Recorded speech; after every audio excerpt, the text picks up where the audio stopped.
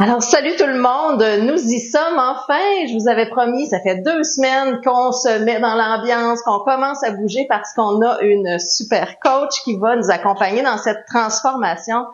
Ben, aujourd'hui, c'est la journée où on va la rencontrer. Alors, j'ai très hâte. C'est une belle personne. Vous allez la découvrir. Elle a beaucoup de choses à nous parler. Alors, aujourd'hui, on va parler de l'entrevue. On va la découvrir. D'où est-ce qu'elle part? Où est-ce qu'elle est allée? Puis le mindset qu'on a besoin pour se développer comme ça. Donc, c'est une belle histoire incroyable. Je vous invite à regarder ça. Allons-y, tout de suite après. Ta-da-da! Bonjour les fabuleuses! Alors, bonjour Christine! Bonjour Sandra, comment vas-tu? Christine qui? Allez, dis-nous. Christine Mignacca. Mignacca. Oui, Christine l'italienne. Ah, l'italienne. Bon. Alors, on va enfin découvrir un petit peu tu es qui. Puis, je vous invite à deviner un petit peu quel âge elle a, Christine. Moi, ça m'a vraiment, je le sais, je connais la réponse, mais je vous invite à deviner. Peut-être qu'on vous le révélera. Écrivez dans le chat quel âge j'ai. Hein? Écrivez-moi ça. Alors, Christine, je t'invite à te présenter un petit peu d'où est-ce que tu pars et comment tu as fait pour arriver à une si bonne forme physique que tu as présentement. Avec plaisir. Tout d'abord, je me présente à titre de coach, coach en nutrition, coach en fitness, instructeur de groupe, coach en fit métamorphose au quotidien pour vraiment accompagner. Je suis la meilleure fan des femmes en général. Je suis la cheerleader des femmes. Et ma mission, ma passion, c'est d'inspirer les femmes à ne jamais s'abandonner parce qu'il n'est jamais trop tard pour prendre soin de soi, puis se transformer et de tourner vraiment la médaille, faire un gros 360, c'est toujours possible, peu importe l'âge. Alors, moi, mon mantra, c'est ne laissez pas l'âge vous arrêter. Donc, moi, je suis partie comme probablement vous toutes, maman à la maison. Et puis mon parcours fitness a commencé justement par de la prise de poids très importante. J'ai eu 3 enfants, à chaque grossesse, je prenais 50 livres. Oh. Ouais. C'est peut-être difficile à croire, mais c'était ça. Et c'est ça. Et puis à un moment donné, on se regarde dans le miroir puis on se dit, my God, elle est où, Christine? On se reconnaît plus, parfois. Ouais. Exactement. On se perd parce que finalement, on étouffe un peu la femme qu'on est quand on devient maman, puis on répond aux attentes d'un peu tout le monde, on accompagne tout le monde. Et puis je pense que c'est la réalité de bien des femmes, que ce soit au travail, que ce soit à la famille, que ce soit on se perd puis on s'oublie. Alors à un moment donné, je me suis regardée dans le miroir, j'ai fait mais elle est où, Christine, la vraie Christine, parce que oui, on est une maman, oui, on est une femme au travail, mais on est une femme, point. Ouais. Hein? On est la petite funky qu'on était à 18 ans, à 15 ans. Et cette personne-là, elle nous quitte jamais. Jamais. La personne qu'on était quand on était jeune, un petit peu. Tout ce qui nous passionnait, là, parce que quand on cherche qu'est-ce qu'on veut devenir, qu'est-ce qu'on veut faire, qu'est-ce qu'on veut accomplir, faut vraiment s'intérioriser puis aller visiter qui on était à la base, parce que c'est là qu'on va trouver nos réponses. Vraiment, c'est nos vraies couleurs, puis il faut pas oublier cette personne-là. Puis souvent, c'est ça, on l'a oublié, on l'a mis dans un petit tiroir très profond. Et puis là, on se dit avec l'âge, là, il est trop tard. Mm-hmm. C'est pas vrai. Il est jamais trop tard. Ouais. Dans le fond, il y a plein de choses qui viennent dans notre vie, des événements, soit la maternité, après ça, il y a le changement hormonal, la ménopause, etc. Exactement. Donc, ça vient à nous, mais il faut s'adapter. Fait que là, c'est ça. C'est ça. Fait que mon parcours de fitness transformation a commencé après mes grossesses, puis je dirais même après 4-5 ans après mon dernier enfant, j'ai eu 3 enfants.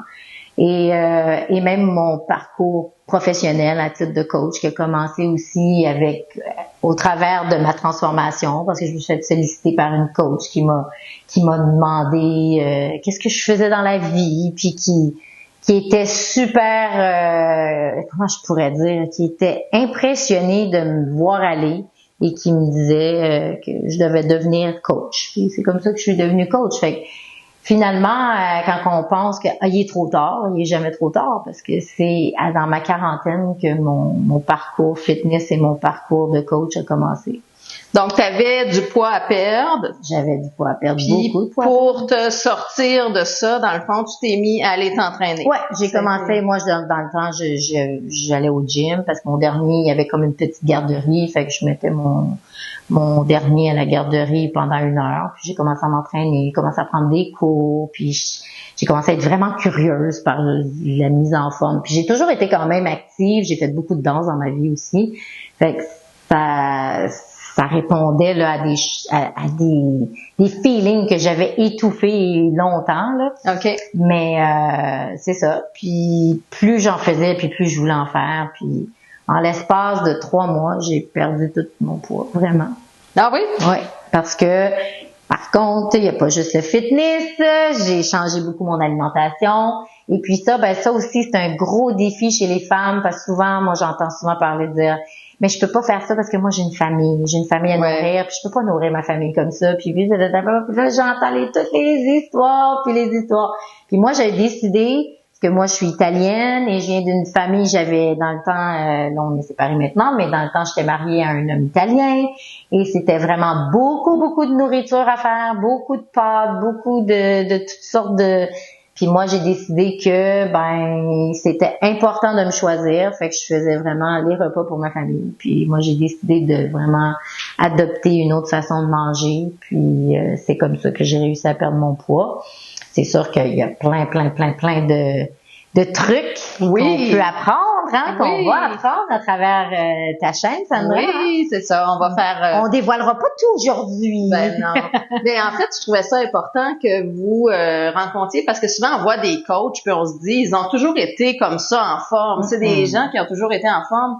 Mais je trouve ça intéressant que justement ton histoire ce soit quelqu'un qui ne l'était pas, qui avait pris du poids puis t'as juste choisi de t'abandonner dans cette transformation-là. Ton mindset était là, parce que je pense que c'est un élément comme très important.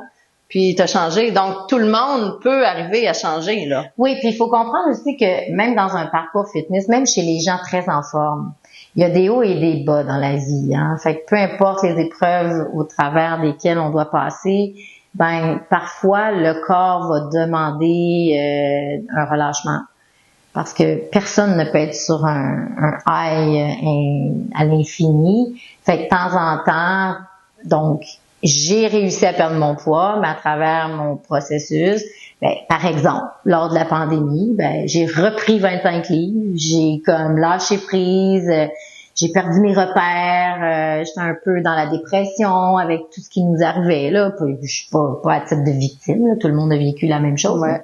Mais tout ça pour dire que j'ai repris 25 livres, j'ai laissé aller toutes mes belles habitudes. Puis j'ai réussi quand même à revenir encore sur mon X, j'appelle ça vraiment être sur son X, c'est-à-dire d'avoir son poids énergie, sa vitalité, parce que faut mettre le focus là-dessus. Faut pas mettre le focus. Si vous voulez le meilleur truc au monde, là, c'est lâcher la balance. Ah, OK. Lâcher la balance, c'est des chiffres. Comme l'âge, c'est un chiffre. Est-ce que toi, tu proposes de ne pas se peser? Vous pouvez vous peser au départ pour avoir un point de référence. Mais après ça, c'est de la tasser. OK. Parce que premièrement, le poids peut varier. Ça peut être du poids hydrique, ça peut être du poids inflammation, ça peut être du poids bloating, tu sais, de gonflement. Ouais. Exactement. Excusez parce que je parle beaucoup des fois, anglais. Je parle anglais. Oui, moi, je viens d'un milieu où on parlait un mot anglais, un mot français, un mot italien. Alors, des fois, mon langage peut être funky un peu. Donc c'est ça, oui, de gonflement, puis ça aussi selon vos périodes, selon les hormones, il y a tellement de choses qui entrent en ligne de compte quand on embarque sur la balance que c'est vraiment pas un bon point de repère quotidien, ça fait juste décourager. Ouais. Vraiment, ça décourage vraiment beaucoup. Fait qu'on le fait en guise de statistique après, peut-être, pour dire d'où est-ce qu'on part. Ouais, de temps en temps, c'est peut-être le fun de voir, ou tu sais, des mensurations, c'est le fun de partir d'une base, de dire, OK, je pars jour 1, voici mes mensurations, voici mon poids, mais maintenant, on met ça de côté, puis allez-y par le ressenti. Vous allez voir que ça vous parle s'il vous plaît. OK. Le ressenti. Ouais. Comment je me sens dans mes vêtements, comment je me sens quand je marche, comment je me sens quand je monte les escaliers. Tout ça, c'est les meilleurs repères pour savoir si on est en train de se transformer, si on est en train de perdre le poids, si on est en train de prendre de la force cardiovasculaire, de la force musculaire. Fait qu'on se ressentir, vraiment, c'est dans le ressenti. Génial. Moi, je me demandais, Christine, est-ce que t'as tout le temps eu le mindset pour être capable de changer? T'avais-tu des pensées qui te limitaient, dans le fond, au départ, puis que t'as dû changer vers autre chose? Ben, c'est certain que j'ai jamais été une personne dans les pensées limitantes. J'ai tout le temps été une personne positive et d'attaque, et puis plein de projets, même quand j'étais maman à la maison, j'étais bénévole partout, à l'école, à la bibliothèque. Mes enfants ont commencé le sport, j'ai été présidente bénévole du club de patinage artistique. Fait que pour moi, les projets, c'était tout le temps, mais je dirais que ma plus grande pensée limitante, ça a été, maintenant, je suis une maman. Puis ça, c'est le pire à penser, là, parce que oui, on est une maman, mais ça veut pas dire qu'on n'est plus la femme, qu'on peut plus être la femme fabuleuse, sensuelle, peu importe, là. Et souvent, en tout cas, dans ma génération à moi, je vais dire ça va peut-être vous donner des hints. Quel est mon âge? Ouais. C'est ça, de dire, maintenant, je suis une maman. Et puis même encore aujourd'hui, j'entends souvent ça des femmes dire, tu sais, quand on arrive à la ménopause, c'est ça. Oui. Et non, c'est pas ça. Non, effectivement. C'est pas ça. On a toujours le choix de décider qu'est-ce qu'on va faire avec notre corps, qu'est-ce qu'on va faire avec notre énergie, ou comment on va se transformer, comment on veut vibrer. J'appelle ça comme ça, comment on veut vibrer. Oui, absolument. J'entends beaucoup dans ce que tu dis. Il y a des événements qui arrivent. Dans le fond, dans notre phase de vie, il y a plein d'événements qui arrivent. On s'adapte, mais il y a toujours une solution. Là. Il n'y a pas une finalité. On l'entend beaucoup, les gens dire là, je suis trop vieille, à cet âge-là, c'est comme ça. Fait que c'est ça qu'il faut aller défaire. Et c'est ce que, dans le fond, en pensant aux pensées limitantes, c'est le discours négatif. Fait qu'il faut changer vraiment le discours négatif en discours positif, dans le sens que si j'arrête pas de dire je suis rendue trop vieille, puis je suis grosse, mais c'est ça, puis c'est ça la vie, et finalement je pense pas que je vais pouvoir retrouver mon corps. C'est quand j'étais jeune c'était ça, mais maintenant c'est plus ça. Tous ces discours-là ils entraînent le cerveau à adopter des actions à tous les jours pour maintenir où je suis aujourd'hui. Ouais. Le cerveau comprend, je suis grosse, alors il va nous faire des actions, il va nous faire manger des aliments, ou il va nous tenir en sédentaire pour confirmer, qu'est-ce que je suis en train je suis en train de lui nourrir d'idées que maintenant c'est ça ma réalité. Donc, il va vous garder dans la réalité, dans le confort de la réalité. On met la limite. Et là, la limite, je suis encadrée, je suis grosse, regarde-moi là. Exact. OK. Exact. Ou des femmes, souvent, à la ménopause, vont dire, la ménopause, on a tous un ventre, on a tous... non, c'est un choix. Ouais. C'est un choix. Effectivement. Puis je dis pas que c'est facile. Je dis pas que là, faut penser aussi, quand on veut changer les pensées limitantes et quand on veut transformer, c'est pas un processus qui est facile, mais c'est d'adopter un nouveau style de vie, puis un nouveau style de pensée pour marier le style de vie qu'on veut adopter. Parfois, faut être aussi inspiré, avoir des modèles, des gens qui nous montrent justement une autre façon de voir les choses, parce que c'est sûr qu'il y a des pensées qui sont répandues à travers la société. Fait que c'est pour ça que des chaînes comme celle-là, on va rencontrer Christine, ça va nous amener aussi une autre façon de voir les choses, une autre pensée, qu'à tel âge on peut avoir l'air de... Fait qu'on remplace par des nouvelles pensées qui sont plus positives. Là. Ouais, puis finalement, faut s'inspirer, c'est ça, de gens qui marchent le terrain. Ouais. Tout simplement. Puis moi, je sais pas si je peux aider toutes les femmes out there, mais je peux vous dire que j'ai marché le terrain à tous les niveaux, au niveau de la prise de poids, au niveau de la ménopause, au niveau de plein de choses. Et je marche encore le terrain parce que dans mes programmes de transformation, j'appelle ça la métamorphose au quotidien, parce que c'est pas une recette miracle qu'il faut adopter pour 21 jours ou une recette miracle, je vais m'entraîner pour 30 jours, je vais donner un petit coup là, puis après je vais être correct pour un bout. Non. C'est un mode de vie. C'est un mode de vie qu'on adopte puis qu'on décide d'adopter. Est-ce qu'on va être sur le X et sur le Y 24/7? Probablement pas. Donc peut-être d'adopter plus le 80-20% que j'adopte des choses santé, je suis en activité régulièrement, je suis active régulièrement, mais il y a un 20% que c'est correct de se laisser aller des fois, les vacances, peu importe, on est des humains, on n'est pas des machines, ouais. Mais il faut quand même dire qu'un 80, là, c'est un choix de décider.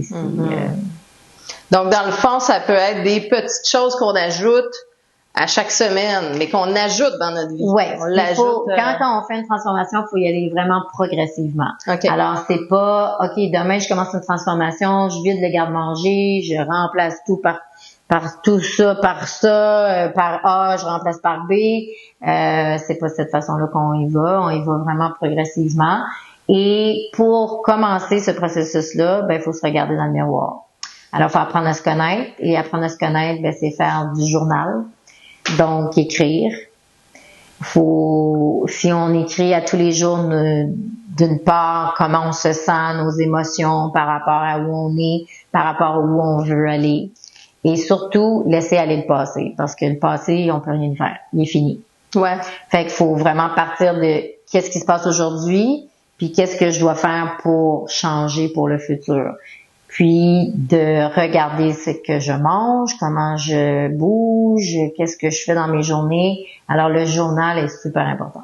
Fait que ça serait comme notre première étape de transformation. Ouais. Ça serait de se prendre un journal puis de commencer à écrire à tous les jours. C'est ça. Ce qu'on mange, ce qu'on pense, peu importe le moment qu'on se donne pour écrire, mais commencer à mettre ça par écrit. Oui, puis ça peut être facile. J'ai entendu dans le passé des femmes me dire, moi je trouve ça ardu d'être obligée d'écrire tout ce que je mange et tout ça. Mais ça peut être juste des petites notes qu'on se met. Maintenant, il y a les téléphones, on peut le mettre dans notre téléphone. Il y a tellement d'applications aussi qu'on peut utiliser pour suivre notre alimentation. Puis c'est important de le faire parce que c'est là qu'on se regarde dans le miroir. Puis c'est pas pour se culpabiliser, c'est pour se sensibiliser. Et après, quand on voit de la façon qu'on mange, on peut y mettre aussi, on essaie d'aller encore plus en profondeur, puis d'essayer de comprendre pourquoi je mange comme ça. Mm-hmm. Pourquoi j'ai mangé un beigne? Pourquoi j'ai mangé telle affaire? Parce que, vous savez, je pense que tout le monde sait qu'on doit manger des bons aliments frais. Oui. Mais pourquoi on le fait pas? Ouais. Fait que c'est là qu'il faut aller questionner beaucoup plus en profondeur. Oui, c'est ça. Analyser un petit peu nos pensées limitantes. Ouais. Je l'ai fait dans le dernier vidéo où je me suis présentée. Je vous ai parlé de mes pensées limitantes. Hein. C'est pas des choses qui sont rationnelles. Hein. Souvent, c'est des pensées qui sont inscrites en nous. Fait que faut aller les déprogrammer un petit peu, les changer par une autre pensée. Mais je trouve ça le fun d'écrire puis de regarder notre évolution, tu sais, peut-être notre façon de penser va changer. Et des fois ça peut être aussi comment je peux dire des zones de quand on est dans un moment d'épreuve. Je vais prendre par exemple la pandémie. Moi je suis comme tombée dans l'insécurité financière parce qu'on pouvait pas travailler, tout ça. Fait que tout ça m'a amené à mon enfance, fait que mes patterns, comment je mangeais. Fait que pour moi, je m'étais mis à manger des gros plats de pâtes parce que je suis retournée comme dans mon enfance quand j'étais avec ma grand-mère qui me faisait des gros plats de pâtes, puis ça me sécurisait de manger un gros plat de pâtes à la maison. Okay. Puis là, j'étais rendue à un moment donné, j'en mangeais pas juste un, j'en mangeais 2. Fait que c'est pour ça que j'ai pris du poids parce qu'on n'avait rien d'autre à faire que de manger, mais encore là, c'est pas vrai. Que t'es une entraîneur au quotidien, combien d'heures par semaine t'es passé Exactement. Moi, je bouge 30 heures semaine, je donne 30 classes par semaine de fitness. Donc, je suis en action pendant 30 heures et tout à coup, on me met en sédentaire du jour au lendemain, boum, c'est fini. Alors ça, le corps réagit, le mental réagit. Là, toutes les hormones de bonheur, ça fait ça s'en va dans l'entonnoir un petit peu là. Fait que c'est sûr que mais c'est ça, c'est d'analyser pourquoi je mange tant présentement, qu'est-ce qui fait que moi j'ai réalisé que c'était beaucoup l'insécurité financière dans le temps, plus le manque de sens à sa vie. Parce que ça, regardez ça beaucoup là, quand on ne se sent pas accompli. souvent on va compenser par de la nourriture, ou on va compenser par de l'alcool, ou on va compenser par le magasinage. Parce que quand on se sent accompli, là, je peux vous dire qu'on n'a pas tant envie de manger tant. Puis vous seriez tellement surpris combien peu on peut manger pour bien vivre. Ouais, malgré le sport ou quoi que ce soit. Malgré le sport, moi, si vous verriez mes repas, des fois, mais c'est de choisir les bons aliments énergie. Ouais. Ouais. Bon, j'espère que ça vous parle énormément.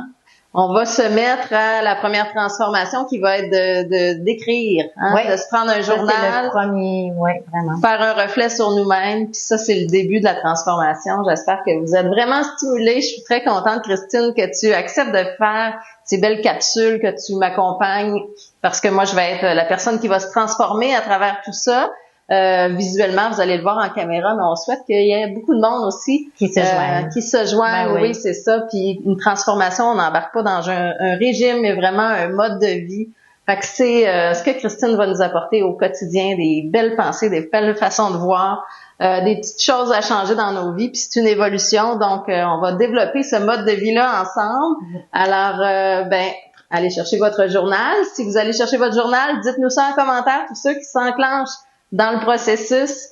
Sur ce, je vous invite à vous abonner pour voir les prochaines vidéos. Vous activez la cloche, comme ça vous recevez une notification. Puis nous, on va se retrouver la semaine prochaine pour une nouvelle capsule. Bye tout le monde! Au revoir, ciao, ciao! Bye!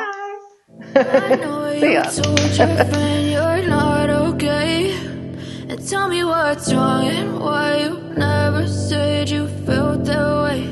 And guess you're trying to stay strong and fake a smile until I look away.